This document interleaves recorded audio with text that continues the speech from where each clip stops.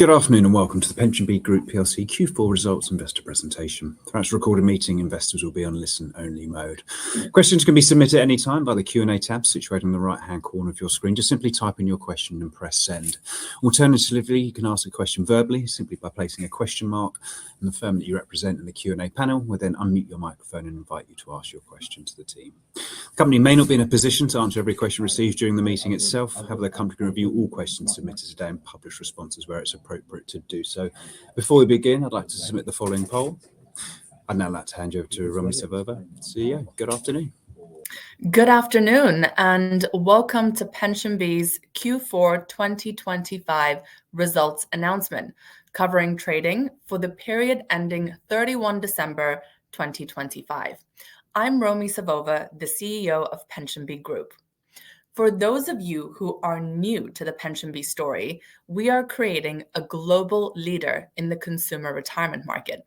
We exist to help our customers prepare for and enjoy a happy retirement. We enable our customers to combine their old retirement accounts into a new online plan. We enable them to make contributions, to invest in line with their objectives, with money managed by the world's largest asset managers, and ultimately to withdraw and spend their retirement savings. Our aspiration is to build a lifetime relationship with our customers, generating predictable and scalable revenue and profit for our company and for our shareholders.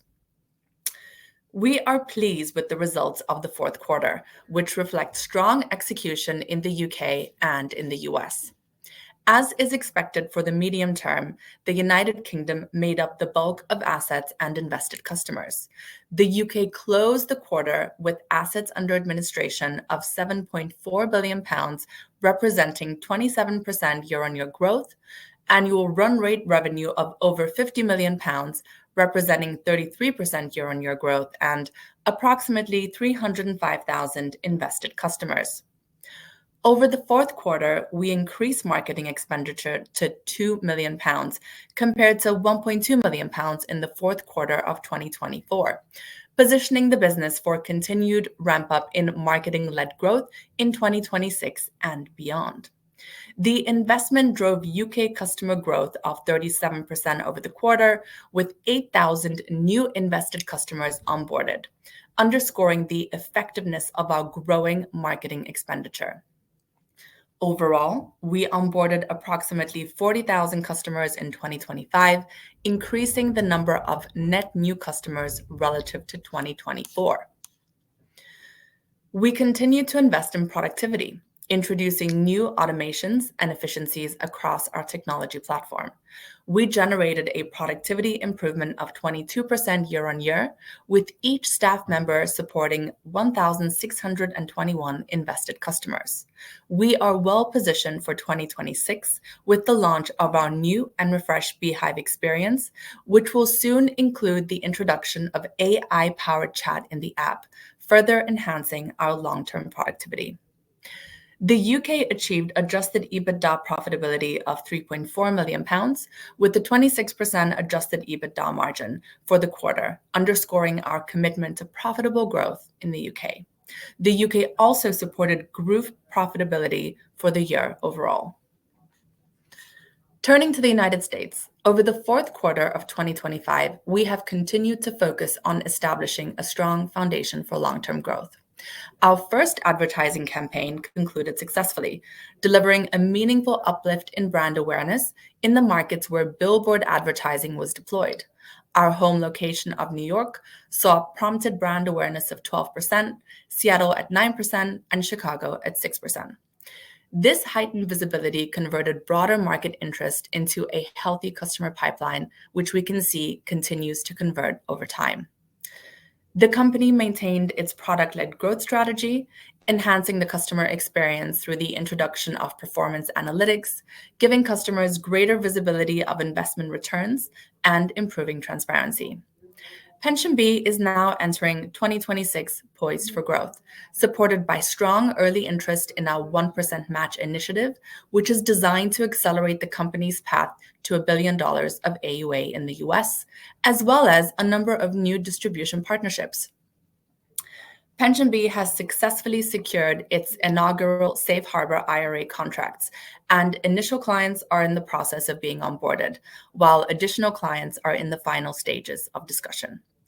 I would now like to hand over to Christoph Martin, PensionBee's CFO, who will cover the financial update.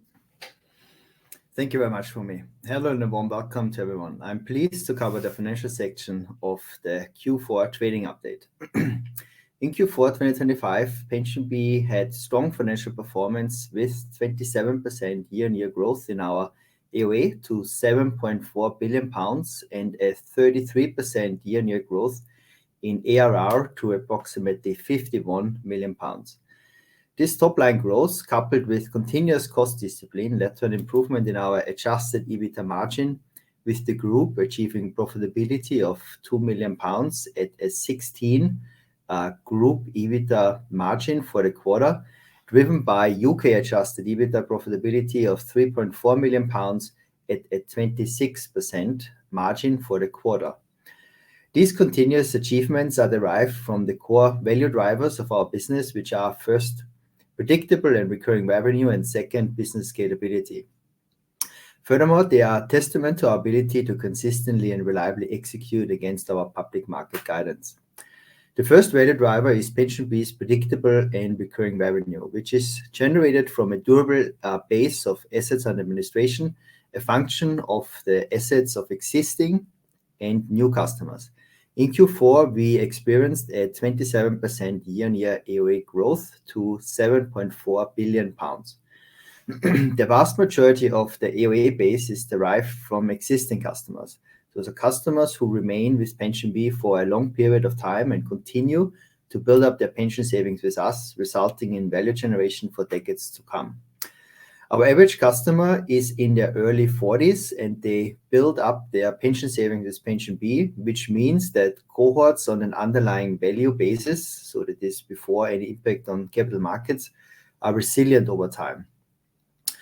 AUAs are derived from new customers acquired through our proven cost-disciplined approach to new customer acquisition. Over Q4 2025, we onboarded circa 8,000 new invested customers onto our technology platform, representing a 37% year-on-year growth. Over 2025, customers joining were slightly younger than in 2024, aged approximately 39.7. And so last year, the year before, in 2024, it was 40.6, so approximately 1 year younger, in line with our marketing strategy for 2025. The younger customer cohorts acquired resulted in a slightly lower average balance of new customers this year compared to the previous year. As a result, the compounding AUA base is subsequently converted into our revenue growth, owing to our resilient gross revenue margin. In Q4 2025, we saw the revenue margin of circa 65 basis points, which enabled us to convert the 27% year-on-year AUA growth into quarterly revenue growth of 34% and annual run rate revenue of 33%. In conclusion, thanks to our compounding AUA base and resilient revenue margin, we have generated predictable and recurring revenue, which represents PensionBee's first value driver. The second value driver is PensionBee's business scalability. Due to the controllable nature of the cost base, our cost base has continued to decline as a proportion of revenue. These scalability dynamics of predictable and recurring top-line growth, coupled with cost discipline, led to an improvement in operating margin. On a 2025 basis, adjusted EBITDA margin improved to 11%, up from 7% in 2024 for the United Kingdom. Furthermore, the operating margin pre-marketing, so this is a measure of scalability, for the UK improved to 39%, up by 6 percentage points from 33% last year, reflecting the inherent strong scalability and margin potential of the business. Reflecting on our long-term track record, PensionBee has delivered a revenue growth since our IPO of compound annual growth rate of 48% to December 25, and strong margin expansion in the UK, with adjusted EBITDA margin improving from negative 166% pre-IPO to positive 11% today. Furthermore, operating margin pre-marketing improved from negative 35% pre-IPO to positive 39% over 2025 in the UK. This underscores the strong delivery against our growth and business scalability objectives. With respect to our guidance framework for PensionBee as a group, we have outlined the short, medium, and long-term targets. So by the end of 2029, we expect the group revenue to be above £100 million and adjusted EBITDA margin of circa 20% by the year end 2029, with the UK considerably contributing to those targets. And by the year end 2034, we expect the group to generate above £250 million in revenue and adjusted EBITDA margin of circa 50%. Our circa 33 million in cash balance puts PensionBee into a strong position to further scale the UK business as well as invest in the tremendous US market opportunity, continuing to execute on our long-term strategy and delivering our public market guidance. I would now like to hand back to Romy for concluding remarks. Thank you very much, Christoph. We are very pleased to be concluding the fourth quarter on a high note and are very excited about the 2026 plans ahead, both for the United Kingdom and also for the United States. We'd now like to open up to questions. Fantastic. Romy, Christoph, thank you very much indeed for the update. Just while the team take a few minutes to review those questions submitted today, I'd just like to remind all the attendees that you can please continue to submit your questions and we'll have available the presentation on the platform as well. Romy, perhaps if I can just start with the first question. Gautam, thank you. It comes in three parts, so I'll break them out for you. The first one is, can I please ask about the take rate, which was slightly higher in Q4, anything to be mindful of? Christoph, one for you. The take rates, can you maybe ask a question of how this would be defined? Is this a new invested customer number? Maybe someone can clarify. Let me see if Gautam can clarify that point. Let me just hit the second part of that question. CAC year on year was a touch higher as well. What are the drivers? How should we think about CAC long term? Yeah, happy to take the second one. So the CAC, so the way of how we think about marketing and customer acquisition is basically to drive growth. And so CAC is a very important measure for that we look at, and where we have a self-imposed threshold of £250, which we are at the end of 2025. But another way that we're also looking at is what is the return on that CAC. And so a way of, again, thinking about we spend marketing to drive growth. And so in other words, is we spend marketing and we get gross inflows. So, and if you're looking at the gross inflows and divide them by marketing, so you get basically what is the gross inflows that you get for each pound of marketing spend, what you will find actually that the business model is very, very predictable, because the gross inflows per marketing pound spent for 2025 was 114, and the average age of the customer that acquired was 39.7. So if you look actually 2 years back in 2023, the average age of the customer that we acquired was 39.5. So roughly the same age, and the gross inflows per marketing spend was 120. So that means actually, and then last year, where the average age was 40.5, the gross inflows were 145. And the years before, where it was lower, the gross inflows per marketing spend was lower. So that tells us that actually, if we are very mindful of what is the demographic and the average age of the customer cohort that we acquire, it gives us a really reliable and predictable indicator of what the gross inflows return would be as a proportion of marketing spend. So that's the second way that we're looking at. And I think that tells us a lot about the predictability of the nature of the business. Fantastic. Thanks, Christoph. And the final part of the question, how is US expansion tracking to your internal plans? Should we expect to see material revenues from the US in 2026? How will costs track against this? Great question on the US. The US is, of course, still in the early phases of its development, and I would point you towards the medium-term guidance that we have for the group overall. The medium-term guidance, of course, sees us achieving a £100 million revenue marker with a 20% EBITDA margin. And I think, as you can see from the numbers that we've reported today, simply kind of doing more of what we have currently been doing would very much kind of be in line with the achievement of that guidance. And so when it comes to the US, we will continue to focus on the kind of key development milestones that we see for the business over the 2026 timeframe.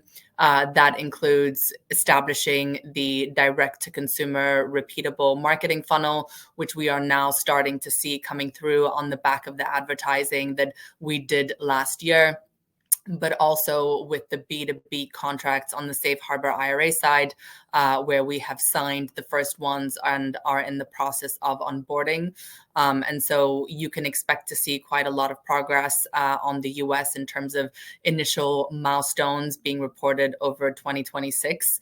I would, as I have done in the past, contextualize the US business with the goal of, and our goal of, growing it more quickly than we grew the UK business at a similar stage of its development.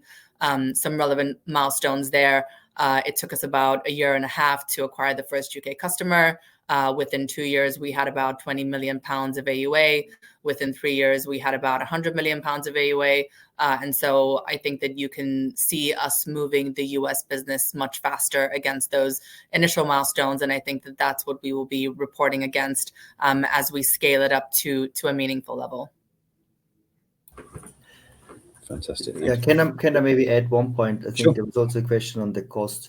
And I think the key point to highlight there is that we approach the US in a really, let's say, capital discipline and de-risk approach, generating a lot of synergies, number one, from the technology platform that we have developed in the UK and bringing it over to the US, and as well as having the commercial relationship with our local partner who refunds the marketing investment. So, and then the third one is the 1% match that we're rolling out, and you need to be mindful is that 1% match, yes, it comes from our balance sheet, but what you actually get is a highly predictable return from it, because, or minimum return from it, because the requirement for the 1% match is a 5% hold, and so that means that is already, you know, paying back your acquisition costs as well as generating some returns on it.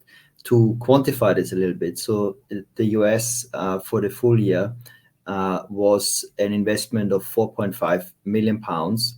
There was some transfer pricing in those numbers. So if you take that out and look at the pure cash number, it was about 3 million pounds. So that means actually we spent a low single digit for expansion to tap in the world's largest pension market.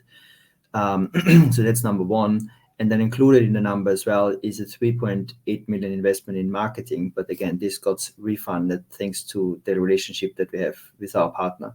So I think one thing to be very mindful of is how we approach the US expansion in a very capital disciplined way, and therefore also, you know, de-risk that expansion by being very mindful, generating synergies, having a very interesting commercial agreement, and then the structure around the 1% match.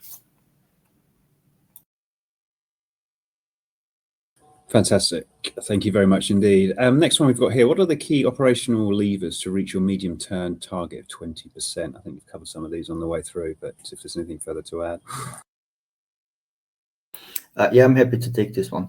So, the levers to get to our 20% target, it is really almost embedded in the business itself, because PensionBee is of course a growth story. So we will continue growing in the UK as strongly as we can. So we have publicly said we actually reinvest our profit back into the business to turbocharge growth and drive growth there.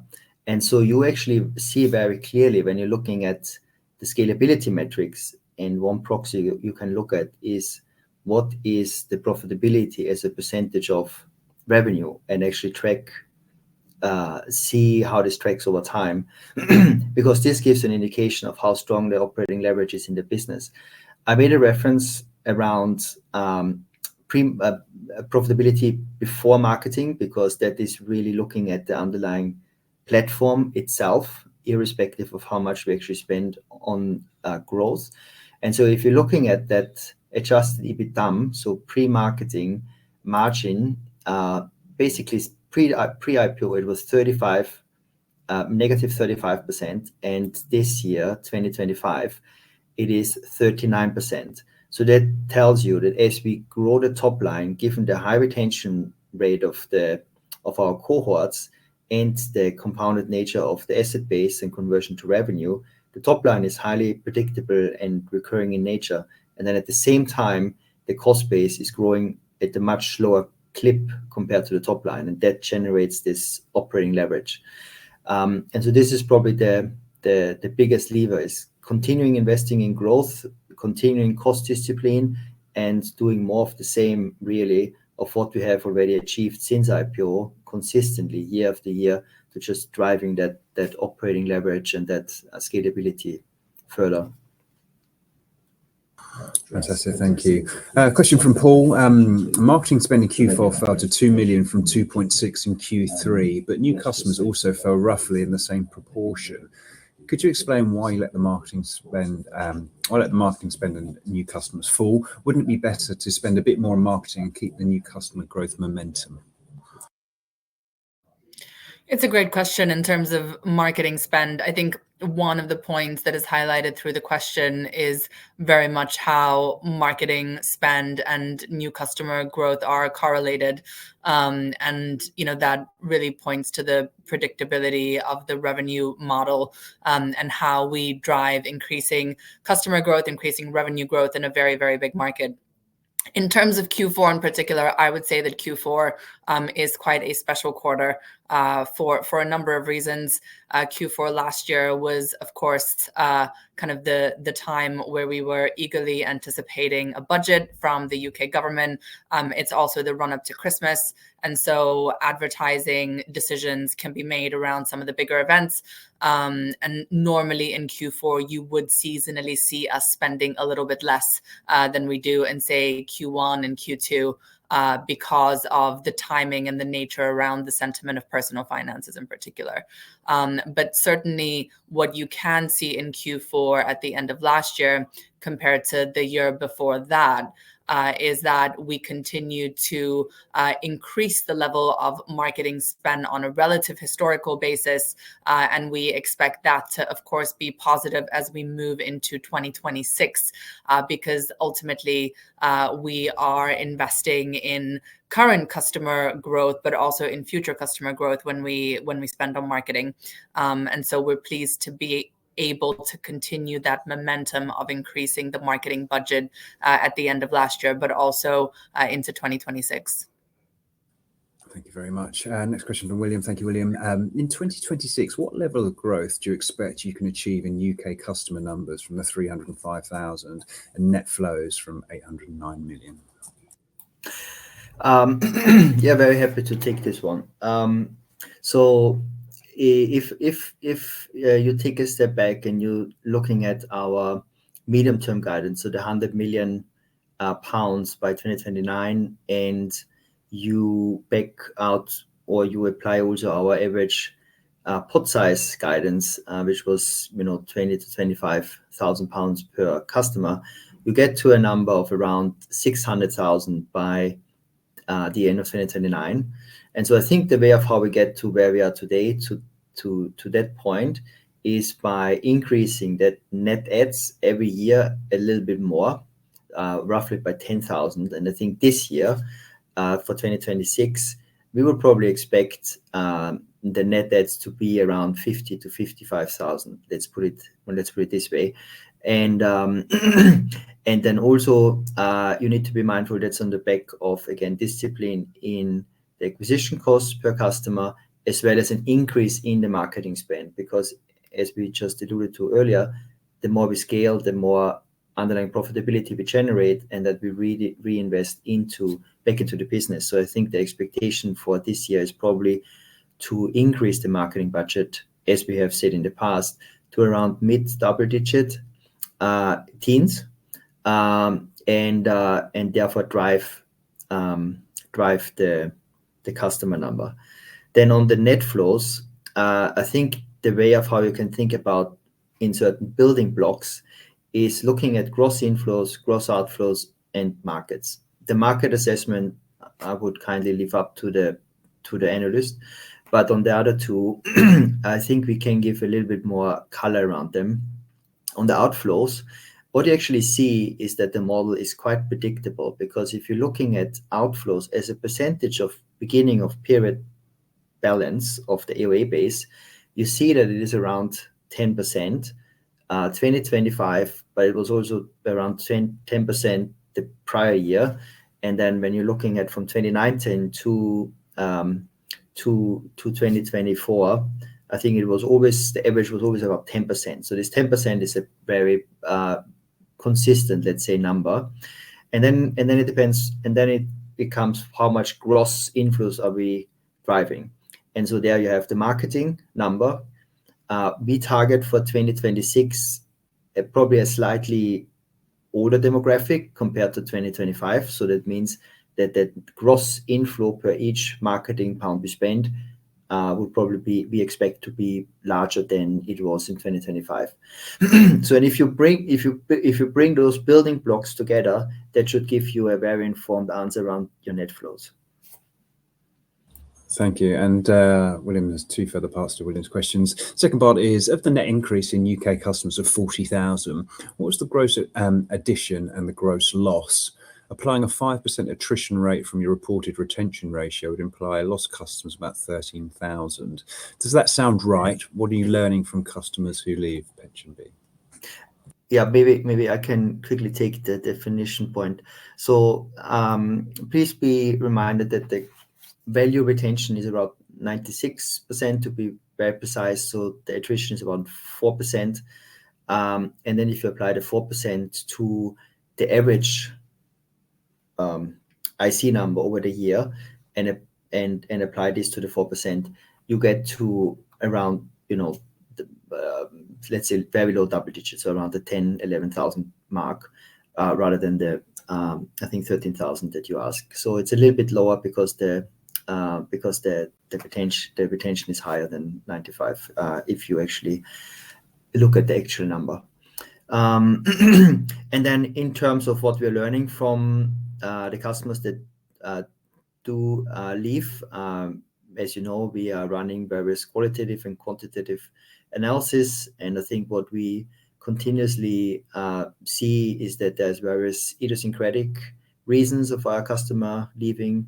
Some want to consolidate with the workplace pension, some are happy to pay premium price to go to an advisor, some are they want to have a very specific asset exposure. So there tends to be various idiosyncratic reasons for us, but I think the point is really when you're looking at the retention rate over the long run, it is quite resilient, it is quite stable. We reported greater than 95% retention on a value and volume basis since inception. So I think we're looking at those numbers, and it tells us that actually overall the vast majority of the customers are actually quite happy. Fantastic. Thanks, Christoph. Final part to William's questions. When do you think you'll have US stats like customers, flows and revenue that we may be able to disclose?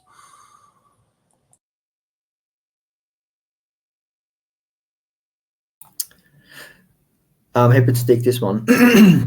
Yeah, I think we're really excited about 2026. As you know, we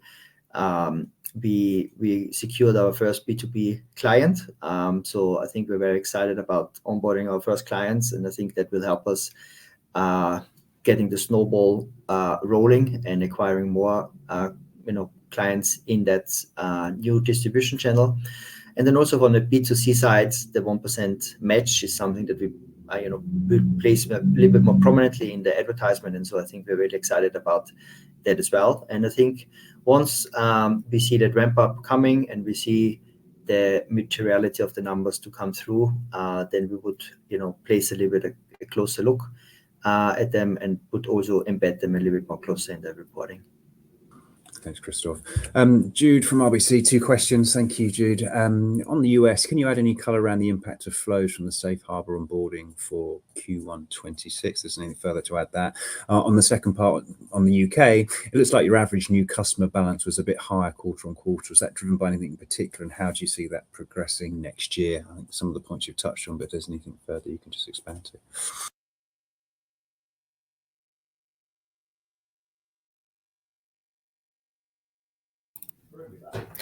Very happy to start with some of these questions. On the US, we'd like to add some color on kind of the Safe Harbor IRA contracts that we've been signing. These are the initial employers that we're onboarding. We are starting with some of the smaller and medium-sized employers. And so the level of flow will of course mirror the size of the employer that we begin with. That being said, relative to the starting point, you will see a meaningful change in net flows and in AUA in the US, and we'll have some more details for you on that at the end of the first quarter. And then on the UK question, it looks like the average new customer balance was a bit higher Q on Q. Was that driven by anything in particular? Customer balance in general is pretty consistently driven by the average age of the cohorts that we onboard, which in and of itself can then be driven by specific marketing channels. Q4 tends to be a very SEO and organic heavy quarter. It's usually a quarter where we spend less on paid acquisition channels, and therefore you usually do see a slightly older customer coming through. And so, you know, the changes in customer balance can generally be explained by the age of the customer cohorts. Fantastic, Romy, thank you. Just a follow-up from William. UK read across of 100 million AUA after year 3 in the US would seem like a really low ambition. I know you said you should be ahead of this, but I'd assume considerably ahead of this. Am I getting ahead of myself? I think it's really important to keep the UK numbers in context, and I would point you to the medium-term guidance that we have given for the group. If you look at where we stand on a revenue basis for the end of 2025, you can impute the growth rate required to reach 100 million of revenue by the end of 2029, and you would see that we have considerably been beating that, on a historical basis. And so, I would focus on the medium-term guidance, and we'll definitely let you know when it's a good time to start extrapolating more of the US numbers. In the meantime, we'll be reporting on the significant milestones that it takes to build the US business for the long term, which of course includes the completion of a lot of the product work that we did over the course of last year, but also the signing of the Safe Harbor IRA contracts that we just announced. Fantastic. And that concludes the questions. And thank you for answering those from investors. And of course, any further questions come through, the team will be able to review those. We'll publish responses where appropriate to do so on the Investor Meet Company platform. Just before redirecting investors to provide their feedback, which is particularly important to you, Romy, if I could just ask you for a few closing comments, please. Absolutely. Thanks so much for joining the call today. It's always a pleasure to engage with the investor community, and we look forward to having more conversations as we move into 2026. Fantastic. Thank you both for updating investors today. Can I please ask investors not to close this session? You should now be automatically redirected to provide your feedback in order for management to better understand your views and expectations. It's only take a few moments to complete and is greatly valued by the company. On behalf of the management team of PensionBee Group PLC, I'd like to thank you for attending today's presentation. That concludes today's session, and good afternoon to you all.